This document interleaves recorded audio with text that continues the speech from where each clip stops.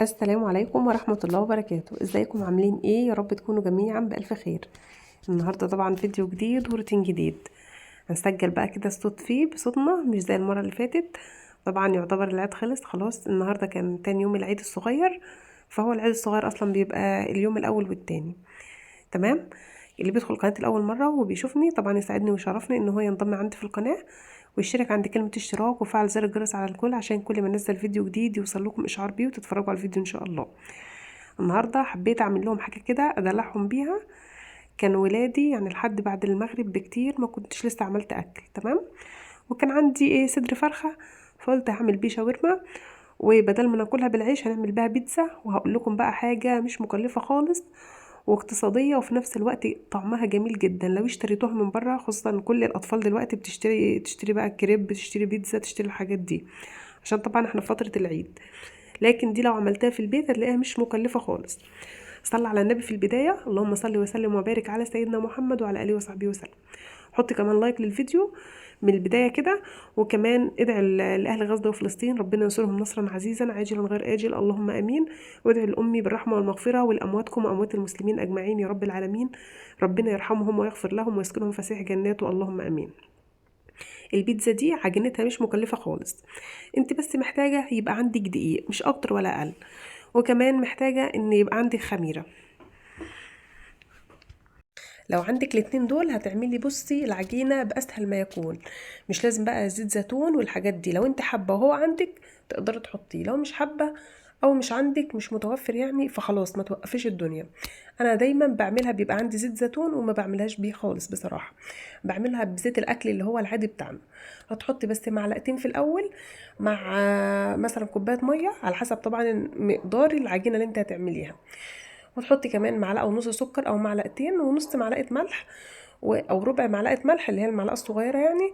وتبداي بقى تقلبيهم تقلبي كده المكونات السائله مع بعض، وبعد كده بالخميره طبعا، وبعدين تنزلي عليهم طبعا بالدقيق لحد طبعا ما تبقي العجينه زي ما انت شايفه كده. هتحطي معلقه زيت كمان تلمي بقى العجينه، وهتبقى تخلع في ايدك وتبقى جميله بالشكل ده علشان طبعا ما تلزقش معاكي. سيبيها بقى ترتاح وتخمر في مكان دافي يعني لمدة بقى عبال ما تخمر، وانا هوريكي شكلها دلوقتي عامل ازاي. هتاخد بقى معاكي ربع ساعة نص ساعة على حسب المكان اللي انت حطاه فيه، وبعد كده هنكمل معانا الخطوات. طبعا عبال ما تخمر انا مش هقعد ساكتة، لان انا كنت عايزة اقول لكم انا داخلة المطبخ ده بعد ما صليت العشاء. ماشي، في صلاة العشاء وكنت طبعا طول النهار ما عملتش حاجة، احنا في ايام عيد بقى وكده. روقت اللي هي الشقة الترويق الخفيف اللي هو مثلا طبقت البطاطين، عدلت طبعا الصلاة دي كم مرة، كل ما يعني مثلا ولادي بيعملوها بعدلها كده بسرعة. اوضه النوم برضو اتعدلت، انتوا فاهمين اللي هو الشغل الخفيف ده. بس بصراحة طول اليوم بقى نايمة ما بنعملش حاجة، احنا بناخد دلوقتي يعني حقنا بجد يعني من الراحة، عشان بعد كده بقى الدراسة ترجع تاني والله المستعان. فالحمد لله رب العالمين يعني. طبعا حاولي برضو اوعي يعني مش رمضان خالص بقى ان انت تتكسلي عن الفروض بتاعتك او ما تصليش او كده، لا. يعني حاولي كده ان انت تدنك مواظبه على، لو كنت بتعملي طاعه معينه حاولي ان انت تواظبي عليها.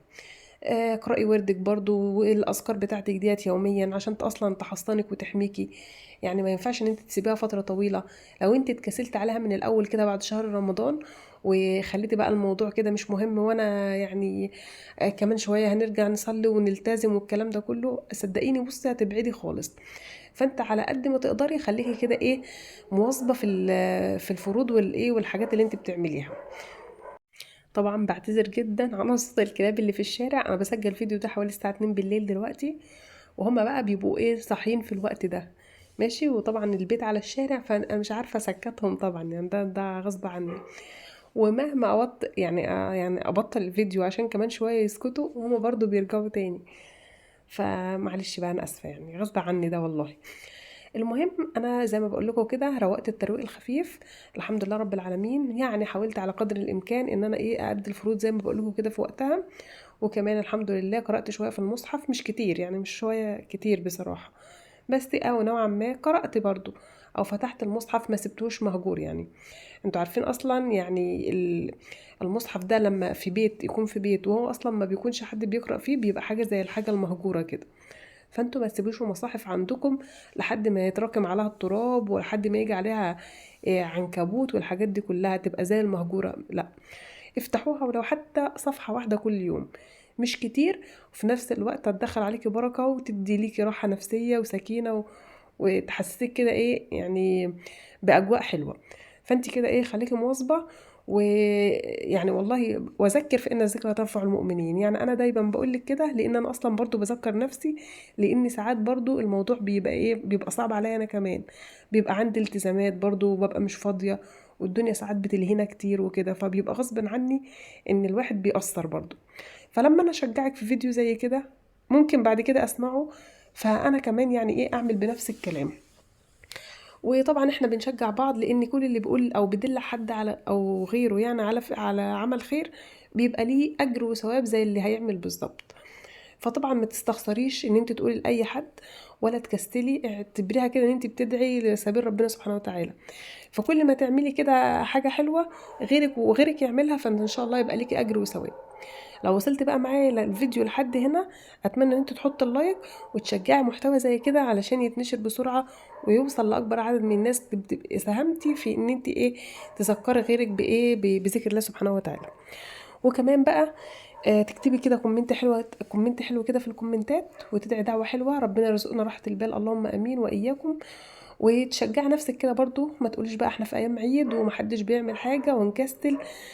بصوا الدنيا هتتراكم عليكم مهما يبقى عندك من مشاكل او ظروف، والله العظيم يعني الله المستعان ربنا عالم بكل واحد. فانتي قومي كده وشوفي اللي وراكي وبصي، كون ان انت تروحي تغسلي المواعين دي، المواعين دي يعني ايه بتسحب الطاقه السلبيه. لما تيجي تقفي على الحوض كده وتستغفري ربنا سبحانه وتعالى وتبداي تغسلي في المواعين عندك وتروقي المكان وتحسي ان المكان فيه بهجه كده وتحسي المكان نظيف، دي كده يعني انت يعني ايه بتتخلصي من الطاقه السلبيه اللي عندك. انا عايزه اقول لك انا كنت نايمه، كنت زهقانه والله ورغم ان المطبخ ده انا عاملاه معاكم امبارح في الفيديو حتى اللي نزل، وكنت مشطباه وتمام وغسله البوتاجاز والحوض وكل حاجه، بس مادام في اكل وشرب وكده تاني يوم بقى صحينا وفي فطار وفي طبعا الاكل اللي اتعمل ده، فغصب عنك ان هو هيتوسخ. بقول لكم بصوا هغسله تاني النهارده وانا كنت غسلاه امبارح.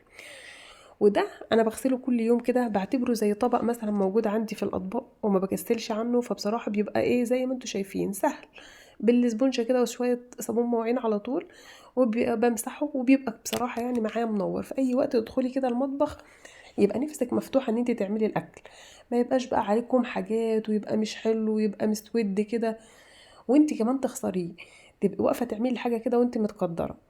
لكن لو انت ايدك فيه باستمرار زي ما انت شايفه كده هتلاقي الموضوع سهل وبسيط. العيون كانت عايزه تتغسل انا عارفه، يعني اللي هي انتوا شايفينها كده، بس كانت عايزه بقى سلك مواعين مش عايزه الاسبونشه مش هتنضفها. فانا بقى سبتها ان شاء الله ابقى اعمل له اصلا تنظيفه حلوه جدا، لان الفرن من جوه مش عاجبني وعايزه انضفه بصراحه. فيعني ايه لسه شويه كده ان شاء الله اعمله ممكن على يوم الجمعه قبل ما انزل الدراسه، على مش عارفه يعني لسه هشوف. المهم زي ما انتوا شايفين انا كده غسلته، وكمان هدخل بقى ايه في الوقت ده كان العجينه اصلا كنت حطاها في فرن البوتاجاز عشان تخمر، اللي هي عجينه البيتزا يعني. ماشي. الشاورما دي كانت معموله، واصلا انا مرضتش، يعني كان فيها صلصه البيتزا، هي كده لسه ما خمرتش، هي كانت يعني ايه نص ونص. فانا هسيبها كمان شويه عبال بقى ما اغسل الحوض واغسل بقى يعني الم الدنيا حواليا واكنس السجاده واعمل كل الحاجات دي، هلاقيها كده تمام يا دوب. او بتهيألي، يعني انا بتهيألي سبتها ورحت صليت العشاء ورجعت بقى، كانت هي بقى اختمرت في الوقت ده. بدأت بقى اكمل ايه اكملها يعني واحطها في الفرن.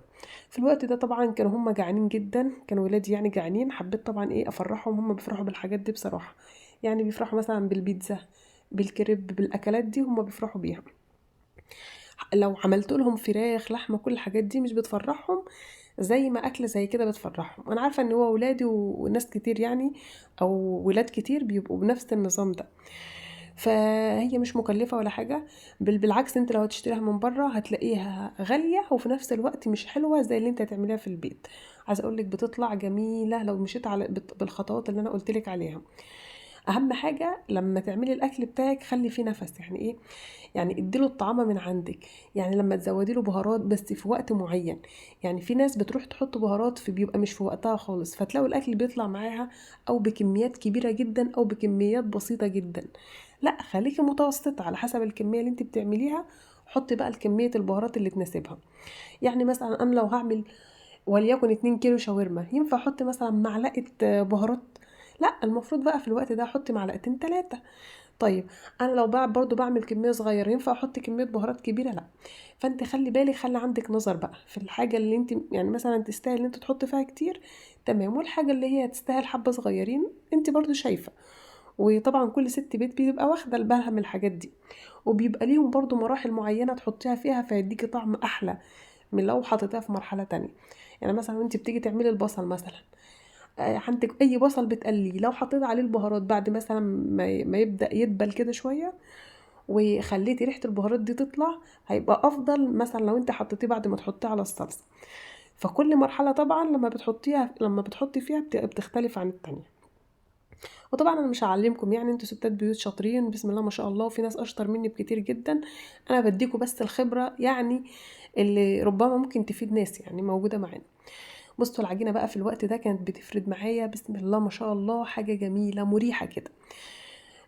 بسبب برضو ان انا سبتها تختمر براحتها، يعني ما استعجلتش عليها. بتدهني الصينيه كده من تحت شويه زيت صغيرين خالص عشان ما تلزقش معاكي، ولما تيجي تطلعيها تطلع بكل سهوله. وهتفرديها معانا طبعا كيس جبنه موتزاريلا، ومش هحطه كله اصلا، انا ما كنتش حامله غير الصينيه دي بصراحه لان الحشوه ما كانتش كتير.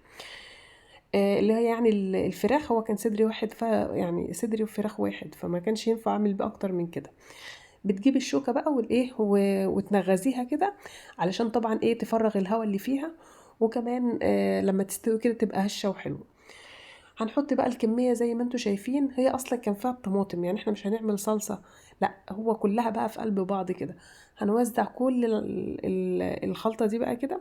برضو بصي انت ليك حريه الاختيار، عايزه تعمليها بلحمه مفرومه تمام، عايزه تعمليها بتونه، في ناس كتير بتعمل البيتزا بالتونه، وفي ناس بتعملها بلانشون، وفي ناس بسجق، وفي بهوت دوج والحاجات دي كلها. يعني الحشوه اللي انت هتحطيها، او في ناس بتحط ستريبس برضو، على حسب اللي انت بتاكليه بقى واللي بتفضليه واللي موجود عندك. يعني ما توقفيش الدنيا على حاجه. جبت قرن فلفل وحطيته في النص كده واحد فيها، لان انا اللي هاكل الفلفل ده، انما ولادي مش هياكلوا فلفل خالص. وبعد كده هجيب الجبنه الموتزاريلا واحط على وشها وادخلها في الفرن. تمام. مش هتاخد برضو معايا وقت طويل، البيتزا مش بتاخد وقت في الفرن، خلي بالك، خليكي ملاحظاها، خصوصا لو الفرن بتاعك عالي. اعرفي ان هي من تحت هتاخد وش على طول. والجبنه الموتزاريلا احنا يعني هنشغل الشوايه علشان تسخن معانا الدنيا، لكن مش هنقرب منها الايه الصينيه علشان ما تحرقش بقى الجبنه الموتزاريلا ويبقى اللون بتاعها اللون الغامق كده، لا. احنا عايزينها تفضل بيضه برضو عشان الالوان دي برضو تفتح النفس، تفضل شكلها حلو كده. هدخلها طبعا. مش هقدر اقولك على درجه حراره كام لان اصلا البوتاجاز بتاعي مش مبين دلوقتي درجات الحراره. فانت بقى ايه خليكي كده ايه يعني هتشوفي انت هي تستوي ازاي على حسب الفرن اللي عندك سخن، لا بيسوي براحته، فانت هتبقى عارفه. المهم هي استوت في الوقت ده، وزي ما انتم شايفين بسم الله ما شاء الله كان طعمها يعني شكلها حلو وطعمها تحفه. كان ولادي جايبين كيسين شيبسي ليهم هم يعني، فانا قلت لهم تعالوا نحطهم جنب الاكل، قالوا لي ماشي.